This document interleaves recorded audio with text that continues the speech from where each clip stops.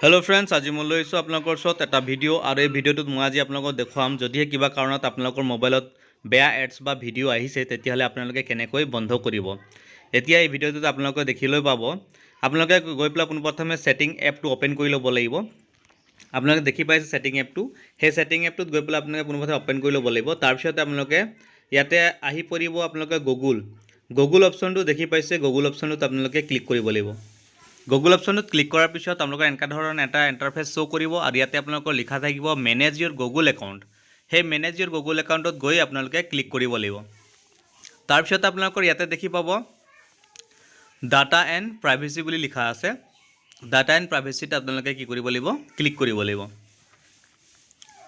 Data and প্ৰাইভেচিত click কৰাৰ পিছত আপোনালোকৰ এনেকা ধৰণৰ ইণ্টাৰফেচ এটা শ্ব' কৰিব আৰু ইয়াতে আপোনালোকে তললৈ স্ক্ৰল কৰি গুচি যাব। তাৰপিছত তলত আপোনালোকে এটা দেখি পাব মাই এড চেণ্টাৰ বুলি পেলাই লিখা আছে।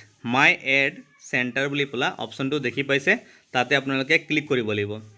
মাই এড চেণ্টাৰটোত ক্লিক কৰাৰ পিছত আপোনালোকৰ ইয়াতে এনেকা ধৰণৰ ইণ্টাৰফেচ আকৌ এটা শ্ব' কৰিব আৰু ইয়াতে আপোনালোকে ওপৰত একেবাৰে দেখি পাব পাৰ্চনেলাইজড এডছ বুলি পেলাই আৰু সেই অপশ্যনটোত গৈ পেলাই আপুনি ক্লিক কৰিব লাগিব।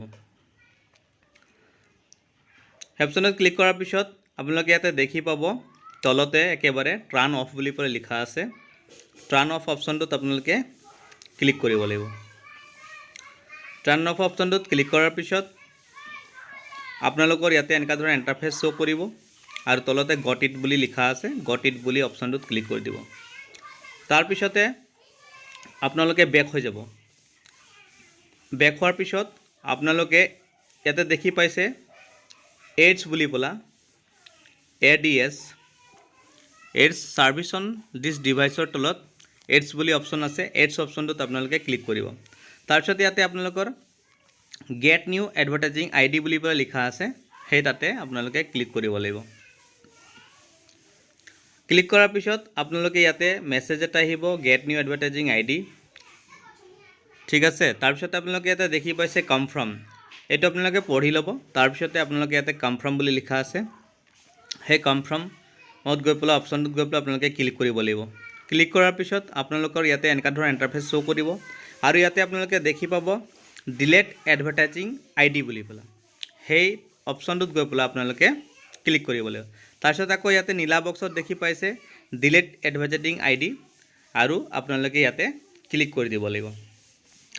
আৰু ইয়াত ক্লিক কৰাৰ পিছত আপোনালোকৰ মোবাইলত এতিয়াৰ পৰা আৰু কোনো ধৰণৰ বেয়া এডছ বা বেয়া ভিডিঅ' আপোনালোকৰ মোবাইলত নাহে আৰু আপোনালোকে দেখিবলৈ নাপাব। গতিকে আপোনালোকে এতিয়াই এই সেটিংটো কৰি লওক, যিহেতু আপোনালোকৰ ঘৰত সৰু ল'ৰা ছোৱালী আছে আৰু আজিকালি মোবাইলবিলাক চলাই থাকে, ইনষ্টাগ্ৰাম চাই, ফেচবুক চাই, শ্বৰ্ট ভিডিঅ' চাই, গেম খেলে আৰু তেনে ক্ষেত্ৰত বেয়া ভিডিঅ'বিলাক বা বেয়া এডছ আহি যায়।